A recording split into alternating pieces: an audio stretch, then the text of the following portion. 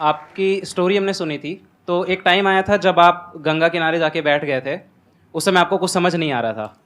तो उस समय मतलब आपने ये डिसीजन कैसे लिया कि अब आगे नहीं, यहाँ से वापस जाना है? रास्ता ही नहीं था। घर जाने के लिए एटलीस्ट 90 रुपये चाहिए थे, जेब में 40 रुपये थे। कैसे घर जाते हैं? और हम गंगा के किनारे चुपचाप बैठे बैठे हम कहें कि अब बहुत टेंशन हो गया, अब घर जाना चाहिए। रूम पे तो किराए के रूम पे ही आदमी सारे लोग रहते। गए वहाँ पे तो रूम लॉक हो गया था। तुम खटखटाए तो ऊपर से गुस्सा से बोले जो ऑनर थे, क्या टाइम हो गया है? तुम कहे 9-10 बज रहा होगा। घड़ी देखिए तो 2 बज रहा था रात का, 2-2:30 बज गया था वहाँ। टेंशन में आप तो होता है, कई बार ऐसा समय आएगा कि लगेगा जैसे अब कुछ नहीं हो सकता है।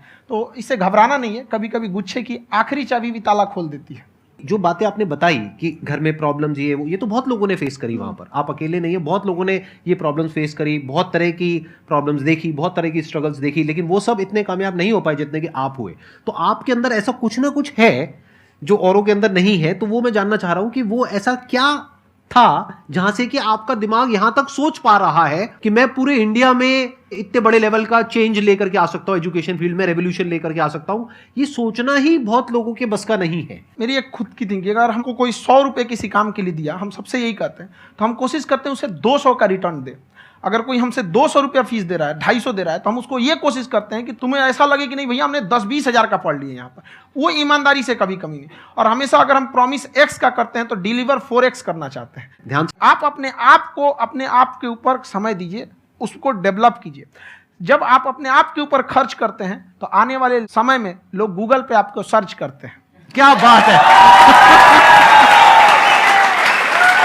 के बाद इस दुनिया से हमको मतलब एक चीज देना चाहते हैं स्टूडेंट्स को कि वो याद करें कि इस पैसे की भाग दौड़ की दुनिया में हर कोई दोनों हाथ से लूटने में लगा है, खाली हाथ जाने के लिए।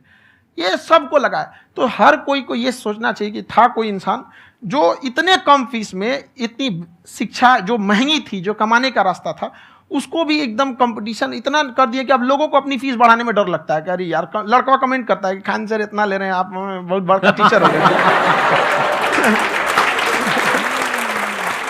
जब आप स्ट्रगलिंग फेज में हैं तो कम से कम चीजों को अपने ऊपर खर्च कीजिए, ज्यादा से ज्यादा सीखने में खर्च कीजिए। अगर आपको राजा बनने का शौक है तो गुलाम की तरह मेहनत करना सीखिए, तब राजा बनना।